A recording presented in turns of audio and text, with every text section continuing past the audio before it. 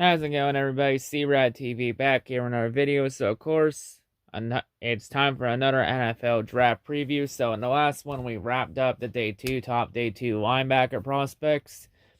And in this video, we're going to go over the top day two defensive back and safety prospects. We're going to look at all the corners and all the safety prospects in rounds 2 and 3 of the 2021 NFL draft. So, let's go ahead. Let's jump right into it. So starting off with corners, the first one we're going to go over here, hailing out of Florida State, standing 5'10", weighing 184 pounds, we got Asante Samuel Jr. So for Asante's strengths, he's a versatile defender, can play inside or even outside at the next level despite his small frame. Physical corner, great hips, can stick with receivers, smart, great at post-snap adjustments, makes plays on the ball.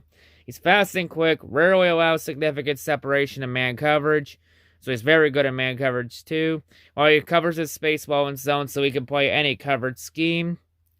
He jumps well with timing, makes plays on deep passes, even shows the kind of range that could translate to free safety, so there's some versatility to where he can play anywhere in the secondary. In terms of his weaknesses, though, his stature can hold him back against aggressive wideouts. As a tackler, he doesn't pack much of a punch. He's a willing tackler, but there are certainly times he will misfire or not wrap low enough to finish the job. While he did so show some strong capabilities in zone, he was more predominantly working man coverage in the 2020 season for Florida State. So his inexperience in zone coverage could show in the NFL, so he's going to have to get more experience in the zone coverage, but he seems to have man coverage down pat. In terms of his NFL comparison, he's been compared to Jair Alexander, the Green Bay Packers. So definitely a player with a lot of potential for sure. A couple things to work on, but still, definitely someone to keep an eye on for sure. So the next player we're going to go over here, hailing out of Washington, standing 5'10", weighing 190 pounds, we got Elijah Molden. So Elijah, he's your prototype read and react corner, so he's always good at reading and reacting to the play. In terms of his strengths, he's an intelligent defender, does a great job of recognizing route development, and attacks the ball as soon as it comes out. So he's always on the ball, always looking at the ball and going where the ball goes. Strong tackler, plays a good technique, finishes on his own with consistency, so he's very consistent. Plays the ball well enough in the air, can consistently contest receivers at the catch point, so he's always on the receivers when the ball wanted to jump ball. He doesn't have the athleticism to mirror. While he doesn't have the athleticism to mirror receivers, though, his field position and being sticky at the break point, it makes it tough for opponents to get much separation. In terms of his weaknesses, though, lack of positional versatility. It might worry some teams. He doesn't have the athleticism to function as a traditional outside corner, so he may be more inside than the outside. While he could potentially move to safety for maybe some versatility, he doesn't have that ideal range for playing deep downfield. His back pedal technique isn't ideal. It may take some time to get more control with his footwork as a pro, so footwork's definitely going to be something to work on. In terms of his NFL comparison, he's been compared to Desmond King of the Tennessee Titans. So yeah, definitely a player with some upside. Definitely going to have to work on a couple things though to really do well. He might be someone that may take a couple years to get adjusted to the NFL, considering how tough a position corner is. So yeah, still maybe someone to keep an eye on for sure. So the next player we're going to go over here, hailing out of Ohio State, standing 6'1", weighing 195 pounds, we got Shaun Wade. So of course, Shaun's strengths, talented athlete, plenty of upside, makes explosive plays, high motor explosion, can lead him to making some heavy hits, so he could be a heavy hitter. Intelligence also makes him a plus player in the run game, so he's very good in the run game too. While he wasn't as good on the outside last year, he should be able to survive if he's needed outside the next level.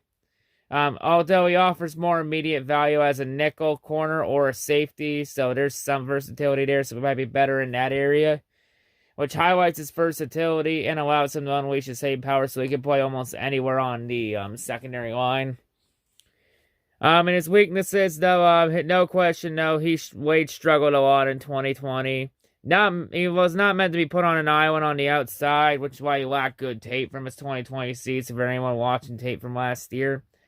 You know, a lot of slot corners, they don't offer the same stock as outside guys, so he could be in for surprise draft day slip. So he could be someone that could fall down a lot of draft boards. Like some boards even saying that he could go second, third round, or even further down. While his biggest issue was his tracking with his footwork, so his footwork's been some issues too. But too often he gets himself tripped up when trying to keep people close up on the outside. And he's also been listed as a player that could disappoint, so he's in that boom or bust category. And you know, with a potential to maybe slip in the draft day and fall down in the draft day stocks, definitely could be concerning too. In terms of his NFL comparison, he's been compared to Micah Hyde to the Buffalo Bills. So yeah, definitely he's got a lot of work to do for sure. It's going to probably take a couple seasons for him to maybe reach his potential. You know, definitely would be a gamble taking him for sure. Maybe wait and see how far he falls if you want to take a chance on him. So the next player we're going to go over here, hailing out of Georgia, standing 6'1", weighing 185 pounds. We got Eric Stokes. So for Eric's strengths, he plays at a great size, has a frame that could easily add weight. His best traits is overall speed. He's capable of keeping up with the deep threats of today's game. He has long, lanky arms, can play the ball, get between receivers to hold him up. He developed last season in terms of his overall physical play, so he's improved on physical play a lot. Complements his athleticism and intelligence to be able to thrive in zone when needed. His high ceiling could entice the team to pick him earlier than many project, so at the moment he's around anywhere from the second to third round. He could go higher if he continues to raise his draft stock, so that could be interesting. In terms of his weaknesses, though, his initial punch and press, it's weak. He won't really control receivers in short routes and jam coverage. He got away with his overall athleticism a bit in college. He will need to be more refined at the next level. Hey, always room for improvement. He had his fair share of struggles as a tackler as well, so he needs to improve on tackling. He just needs to add to his frame in order to have a better chance when going against physical receivers. In terms of his NFL comparison, he's been compared to Trey Waynes of the Cincinnati Bengals.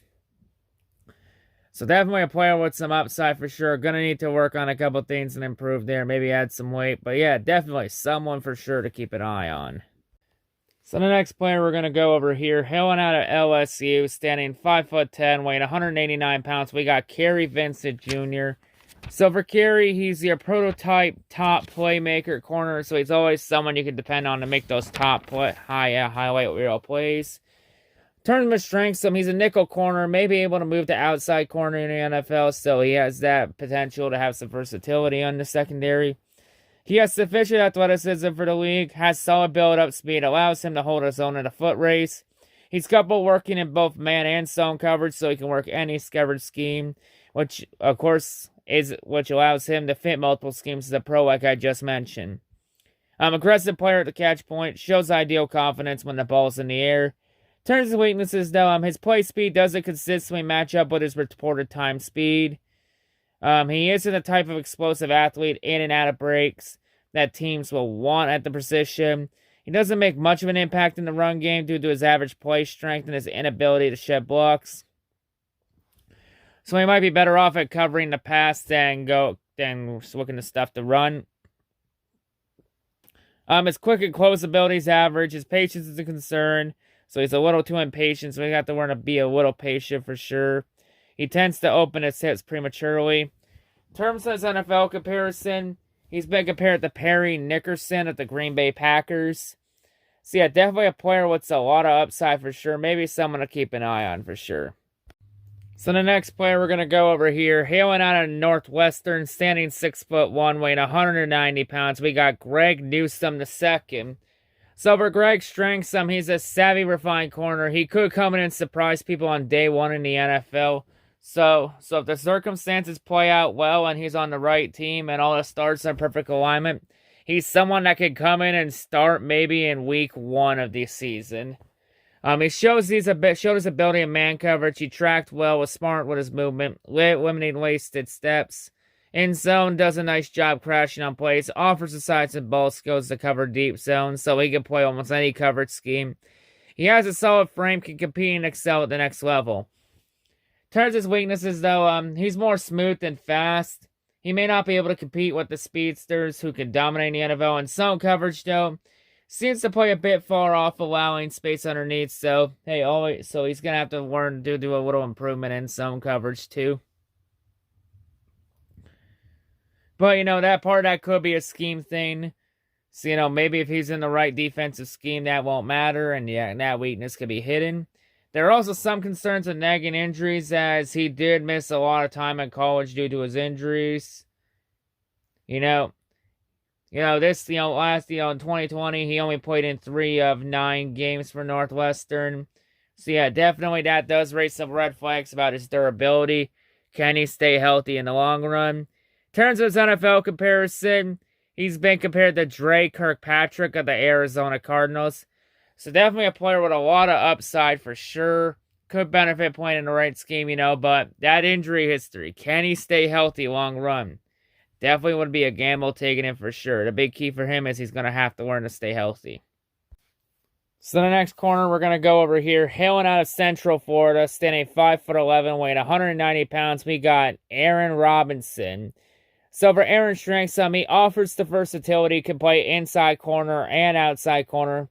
But he's more suited to play slot corner more often than not at the next level. So he can play almost any corner position. But the position he has the best chance of maybe having any success in the pros with is maybe slot corner.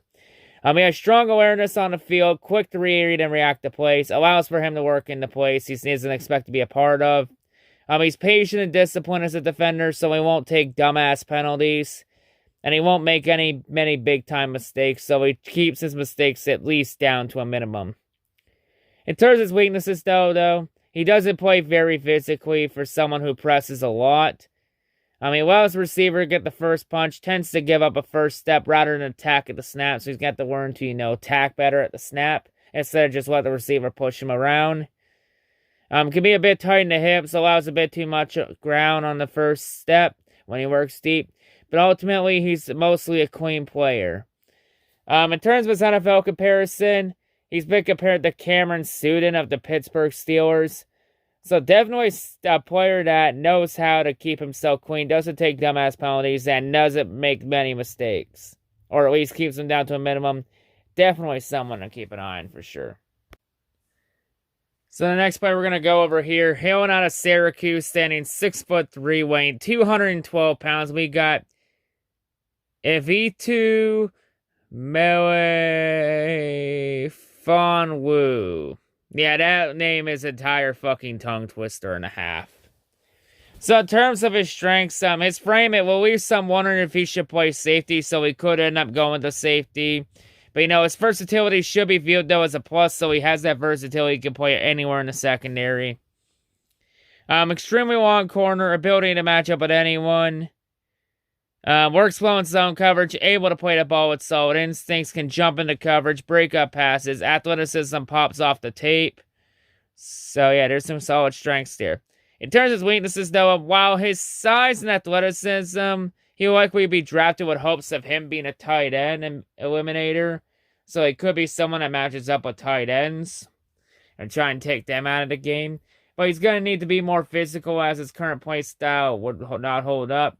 He also has some sloppy footwork that holds him back at times in man coverage, so he's got to get better at footwork and getting better in man coverage. So he's more of a zone coverage guy than a man coverage guy. Overall, he needs to clean up his overall technique, which will do him wonders for this game. In terms of his NFL comparison, he's been compared to Justin Lane of the Pittsburgh Steelers, so he definitely has a lot of potential for sure. Definitely going to need to clean some stuff up for sure. Going to need to learn to be more physical. Going to have to improve a lot of man coverage, Definitely a gamble for sure, but maybe someone to keep an eye on for maybe 2-3 years down the line to reach his potential. And the final corner we're going to go over in this video before we move on to the safeties. We got hailing out of Washington, standing 6'2", weighing 191 pounds. We got Keith Taylor. So for Keith's strengths, he possesses great length that allows him to make an impact at the catch point. Ability to play the ball in the air is one of his best strengths, so we can play that, so we can always contest well in the jump ball situations. He's a natural outside corner, adequate long speed, can carry receivers upfield. Calm and relaxed in his approach. Doesn't panic when a receiver gets on his toes along the route path. His length also helps in the run game and improves his tackle radius, so he could be a playmaker in the run game too. He's also been listed as one of the top sleeper picks in the draft, so he could be someone that could surprise a lot of people in the pros. In terms of his weaknesses, though, he's a high cut build. It makes it tough for him to move around fluently. His long legs often hinder him getting in and out of breaks. He's also fairly thin. Doesn't bring the type of stopping power that teams will want in the run game. Limitations as a man corner, they are a concern. So he's more like a man corner than a zone. So he's more better in man coverage than zone coverage. He will give up too much room at a break point due to his lack of burst and his change of direction abilities. In terms of his NFL comparison, he's been compared to Isaiah Johnson of the Las Vegas Raiders. So, a player with a lot of upside, going to have to improve a couple things in the long run. But yeah, definitely someone to keep an eye on for sure. So now moving on to safeties. The first safety we're going to go over here, hailing out of Syracuse, standing 6 feet tall, weighing 209 pounds, we got Andre Cisco. So Andre, he's your prototype closing and recovering safety, so he's very good closing in and recovering. In terms of strengths, he is a good-looking athlete, broad shoulders, tapered build that scouts want. Highly aggressive, both in terms of jump routes and run support. He flies upfield to attack blockers, brings the physicality to them to set the tone, oftentimes the edge. Forces ball carriers to adjust. He's a reliable open field tackler, can break down well in space against those elusive ball carriers. He shows the balance and the long arms to lasso when needed. He prefers to line up ball carriers. However, though proven he's an impact hitter, he can generate bone-rattling collisions. He shows terrific spatial awareness, body control with his hits, leads correctly with his shoulder, showing a knack for separating the ball from the ball carrier. He doesn't give up on the play with the pass seemingly completed. He snakes his arm between those of his opponent and raking the ball free. In terms of his weaknesses, though, his missed tackles must be cleaned up, so he's got to learn to tackle, improve his tackling, know better. Too many ball carriers will bounce off his big hits. He trusts his eyes way too much. He takes reckless angles to the ball, so he's got to learn to improve his angles for sure. And Gaussian route combinations. He's regularly found in poor position when he guesses wrong, so he's got to learn to guess better and read the play better. He's a smooth athlete, appears to lack the second gear to close and catch up mode. He's at his best with his eyes toward the QB when he's paying attention to that ball. Otherwise, he locks in the responsibility. He loses track of the ball. He also missed 3 games in 2019 due to a leg injury. And a lot of teams are going to pry for details regarding his decision to start the 2020 season, but he then later opted out because of the pandemic. So that's something they're definitely going to have to look into for sure. So definitely some red flags here for sure. In terms of his NFL comparison, he's been compared to HaHa Quinn Dix of the Dallas Cowboys. So, a player with some upside for sure. A couple red flags. A couple things to have to take a look into too. Definitely someone that would be a gamble for sure. So the next player we're going to go over here, hailing out of Georgia, standing 6'2", weighing 185 pounds, we got Tyson Campbell. So in terms of Tyson's strengths, he's incredibly long and quick safety / corner. He can play corner and safety, so he has that versatility right off the bat. He offers sub 4.4 40-yard times, so he's very fast, and it really shows on tape. He has a lot of room to grow in his frame and should allow him to capitalize on his play style. Plays an aggressive brand of football, should only get better as he develops, so he's this good now aggressively, and he should get better as the years go on and the more experience he gets. He works well in all ranges of the field with nice nimble feet, quick hips, can break across the field. In terms of his weaknesses, though, he'll still need to improve physicality as a corner. He can learn from to play the boundary a bit better, as shown in his game against Florida. If you won't watch any tape, just watch some of his tape against Florida so you can see where he needs to improve on. Has some small issues that will be worked on in time. It could result in early growing pains, so he might struggle at first, but he should get better as the time goes on. In coverage, he can get a bit too grabby and it will be called more often at the pro level, so he could get called for holding or pass interference more, so he's got to learn to not do that and not take those dumbass penalties. He needs to clean up his coverage is going to be huge, but hey, there's always room for improvement. But if he can clean that up, that should elevate his game in a big way.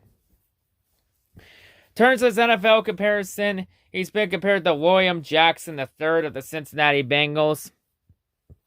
So he's definitely a player that has a lot of upside. Definitely someone to keep an eye on, maybe for sure. And the final safety, the final defensive back, the final player we're going to go over in this video, hailing out of TCU, standing 5'8", weighing 178 pounds, we got a Darius Washington. So for his strengths, he's a versatile player, can line up at safety or nickel, so he can play nickel corner too, so offers that versatility too. His athleticism pops regardless of where he lines up, processes information and reacts quickly. He also takes smart angles to the football. He has good bursts. His closing speed's sufficient for reaching the catch point. He's not a strider, but he can handle deep speed with relative consistency. Body control and balance allows him to stay in phase when he works man coverage, so he's very good in man coverage too. In terms of his weaknesses, though, while he is an incredibly small player, even for a defensive back or safety, you name it, it will scare off some teams though because of his size there, and a lot of teams will have some concerns about his long-term durability because of that.